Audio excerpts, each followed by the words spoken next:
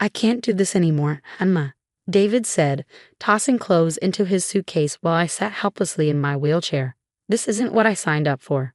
I gripped the wheels of my chair, my knuckles turning white as I watched my husband of 8 years pack to leave me.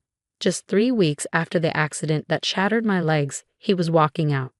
David, please, I said, my voice trembling. The doctor said with physical therapy, I could recover in a year, maybe 2. We can get through this. He barely glanced at me as he zipped up his bag. 2 years?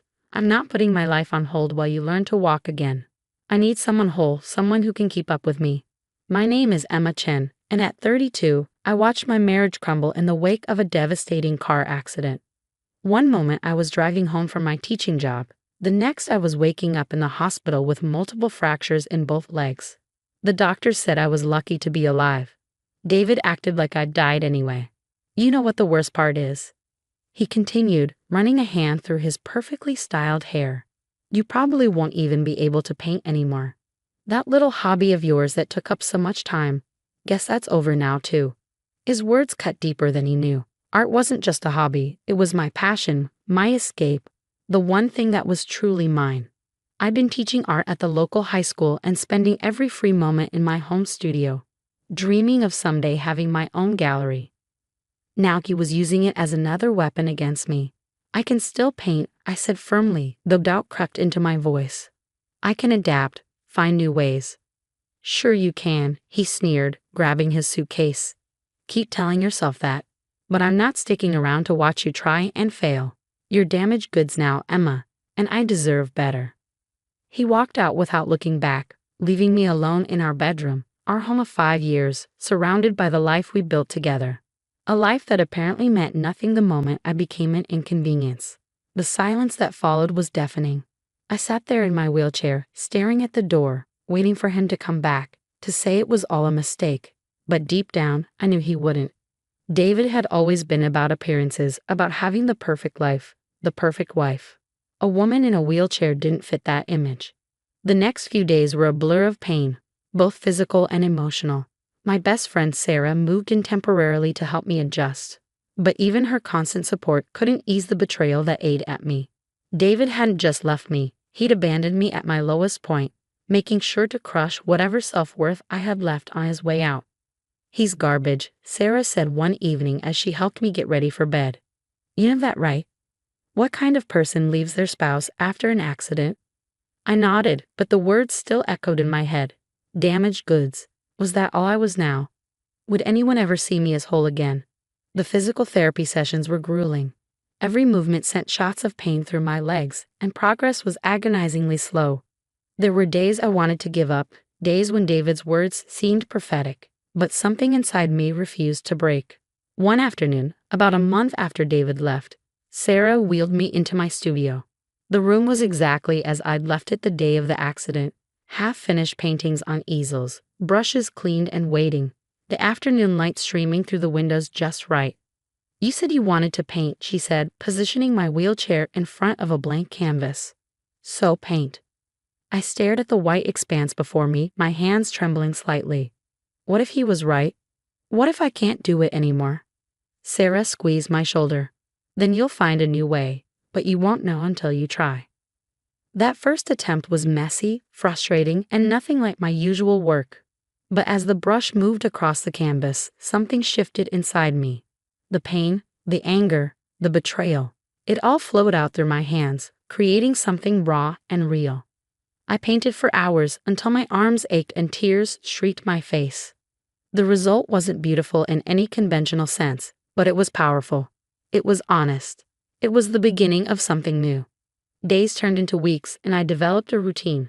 Physical therapy in the mornings, painting in the afternoons. I learned to adapt my technique, to work from my wheelchair, to use my limitations as inspiration rather than obstacles.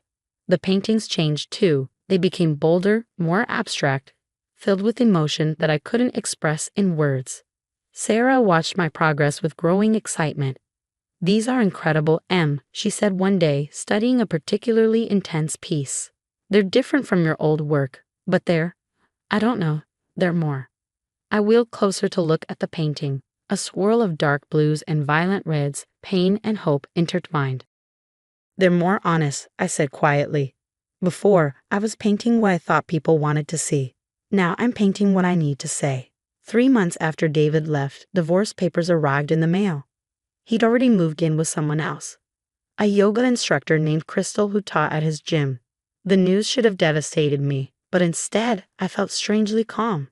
I signed the papers without hesitation, then went straight to my studio and painted until sunrise. The physical therapy was starting to show results. I could stand for short periods, though walking was still a distant goal. But my upper body had gotten stronger, and I'd learned to navigate my wheelchair with increasing confidence. My world was small, but I was beginning to fill it with new possibilities. One day, Sarah burst into my studio waving her phone. "You need to see this," she said, practically bouncing with excitement. "Remember Marcus, the gallery owner I introduced you to at that Christmas party last year?" I nodded, vaguely recalling a warm, enthusiastic man with kind eyes who'd seemed genuinely interested in my work. "Well, he's opening a new contemporary gallery downtown, and he's looking for fresh talent. I sent him photos of your recent work, and she thrust the phone at me. "Read it." The email on the screen made my heart stop. "Sarah, these pieces are extraordinary. The raw emotion, the technical skill despite obvious challenges, it's exactly what I'm looking for. Would your friend consider showing her work in our opening exhibition? I'd love to meet with her to discuss details." I stared at the words, hardly daring to believe them.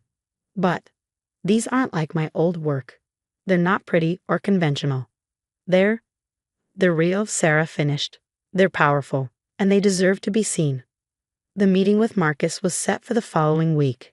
As Sarah helped me get ready that morning, I caught my reflection in the mirror and barely recognized myself. The woman staring back at me wasn't damaged goods. She was a survivor, an artist, someone who had found her voice in the darkness. Marcus arrived at my home studio right on time, his energy filling the room immediately. He moved from painting to painting, studying each one intensely, occasionally making small sounds of appreciation. "These are remarkable," he said finally, turning to face me. "The evolution from your earlier work is stunning. There's a depth here, a rawness that speaks to the human experience in a way that's both universal and deeply personal." I felt tears threatening but held them back. "They're different from what I used to do." "They're better," he said firmly. "They're truth on canvas. And I want to share that truth with the world." We spent the next hour discussing details, dates, pricing, promotion.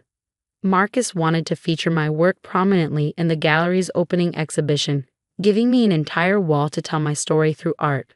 As he was leaving, he paused in the doorway. "You know, Mrs. Chen, sometimes the most beautiful art comes from our deepest wounds. What happened to you was terrible, but what you've created from it, that's nothing short of magnificent." After he left, I sat in my studio for a long time, looking at my paintings with new eyes. Each one represented a step in my journey, from brokenness to strength, from abandonment to independence. David had thought he was leaving damaged goods behind, but instead, he'd unknowingly set me free to become something more. The next few months were a whirlwind of preparation. I painted with renewed purpose, creating new pieces specifically for the exhibition. My physical therapy continued to show progress. I could now walk short distances with a walker, though I still relied on the wheelchair most of the time. Sarah helped me document everything, taking photos and videos of my process. "People need to see this," she insisted. "They need to understand the story behind the art."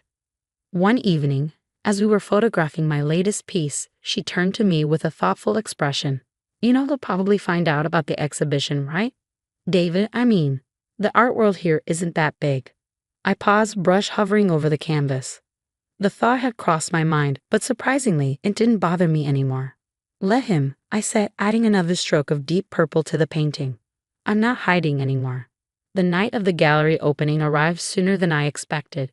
As Sarah helped me get ready, I caught my reflection in the mirror, a far cry from the broken woman David had left behind. My hair was styled elegantly, my black dress fitting perfectly, and my wheelchair had been customized with sleek gold accents to match the gallery's aesthetic. "You look incredible," Sarah said, adjusting my necklace, "like a real artist." I smiled, touching the pendant that rested against my collarbone. "I am a real artist. It just took losing everything to find that out." The gallery was already buzzing with people when we arrived. Marcus had transformed the space into something magical. Soft lighting, strategic spotlights on each piece, and my work commanding the main wall exactly as promised. Seeing my paintings displayed so professionally made my heart race. Mrs. Chen, Marcus greeted me warmly, champagne flute in hand. The response has been extraordinary. 3 pieces sold in the first hour, and there's quite a buzz about your series. I wheeled closer to the main wall, taking in how different my paintings looked in this setting.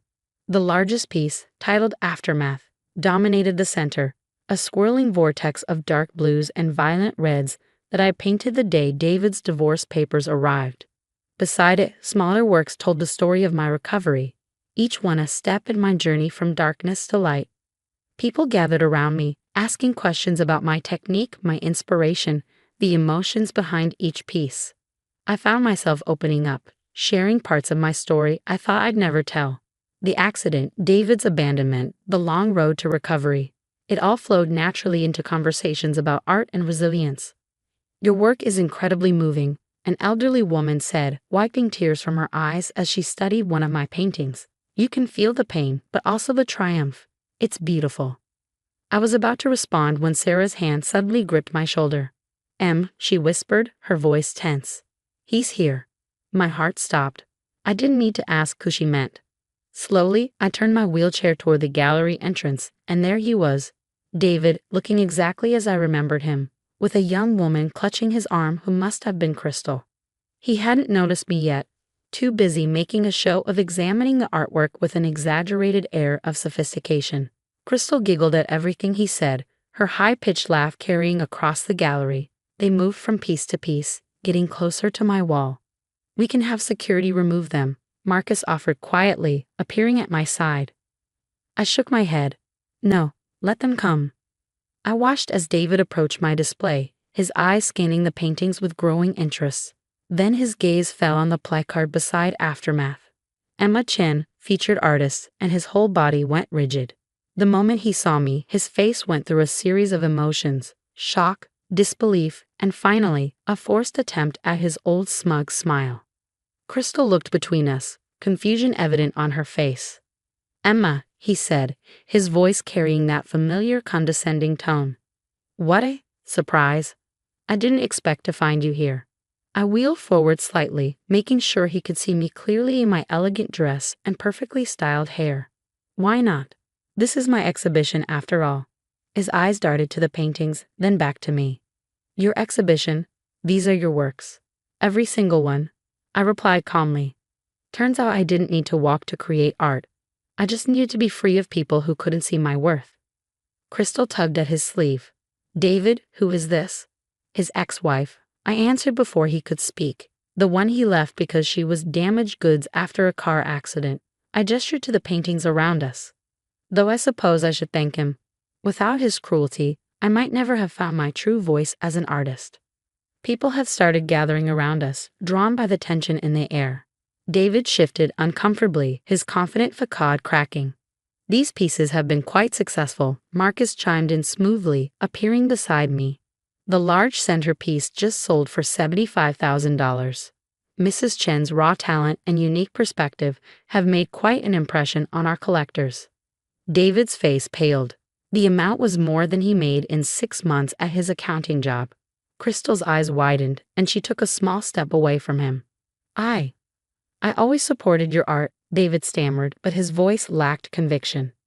I couldn't help but laugh. No, David. You tolerated it as a hobby when it suited you, then used it against me when you thought I was broken. But look around, every piece here was painted from my wheelchair after you left. They're worth more than you ever thought I was. The crowd had grown larger, and I could hear whispers as people pieced together the story. David's face had turned an interesting shade of red. Well, he said stiffly, I'm glad you found something to keep you busy. Come on, Crystal, let's. Actually, Crystal interrupted, dropping his arm. I think I'm going to look around some more. These paintings are incredible. She turned to me, her expression sincere. You're incredible. I had no idea. She glanced at David with new eyes, then walked away without another word. David stood there, abandoned in the middle of my triumph, looking small and pathetic. The man who had once seemed so powerful, who had shattered my world with his rejection, now couldn't even meet my eyes. Enjoy the exhibition, David, I said softly. The next piece I paint might be about forgiveness, but I'm not quite there yet. He turned and practically fled the gallery, leaving a wake of whispers and knowing looks behind him. Sarah squeezed my shoulder, and I could feel her grinning. That, she said, was better than any revenge I could have planned. The rest of the evening passed in a blur of congratulations and sales. By the end of the night, most of my pieces had sold, and Marcus was already talking about a solo exhibition in the spring. Later, as Sarah helped me into the car, she asked, "How do you feel?" I thought about David's face when he realized what he'd walked away from, about Crystal's quiet departure, about the success that had come from embracing my truth rather than hiding my pain. "I feel whole," I said simply, "more whole than I ever did when I was trying to be the perfect wife he wanted." 6 months later, I opened my own studio in a renovated warehouse space. It was fully accessible, with adjustable high easels and plenty of room to maneuver my wheelchair, which I still use sometimes, even though I could walk short distances with a cane. I started teaching art classes to people with disabilities, showing them that creativity doesn't depend on physical perfection. Every time I helped someone find their voice through art, I thought about how far I'd come from that day David walked out. My paintings continued to sell, each one reaching deeper into the truth of human experience. The accident that David thought would end my art career had actually launched it, turning my pain into something beautiful and profound. One afternoon, as I was setting up for a class, an envelope arrived from Crystal. Inside was a check for a significant amount and a note. "I left David 3 months ago. Your story and your art helped me see that I deserve better than someone who measures people's worth by their perceived perfections. I'd like to commission a piece about finding the courage to walk away. You seem to know something about that." I smiled, wheeling over to a blank canvas. Sometimes the best art comes from our deepest wounds, but it's what we create from those wounds that defines us. David had walked out thinking he was leaving behind something broken, but instead he had unknowingly set free something extraordinary. As I picked up my brush, I thought about how life has a way of coming full circle. The accident that seemed to break me had actually rebuilt me, stronger and more authentic than before. And now, surrounded by my art and students, I was exactly where I was meant to be, not despite my struggles, but because of them. "Ready for your next class?" Sarah asked, poking her head into the studio. She had recently quit her job to help me manage the growing business. I looked around at the space we created, the paintings on the walls, the eager students arriving, the dream that had emerged from my darkest moment. "More than ready," I replied, and I meant it in every possible way. The woman David had abandoned as damaged goods had transformed into someone far more valuable, not just an artist, but a testament to the beauty that can emerge from brokenness. And that, more than any revenge or vindication, was the greatest masterpiece of all.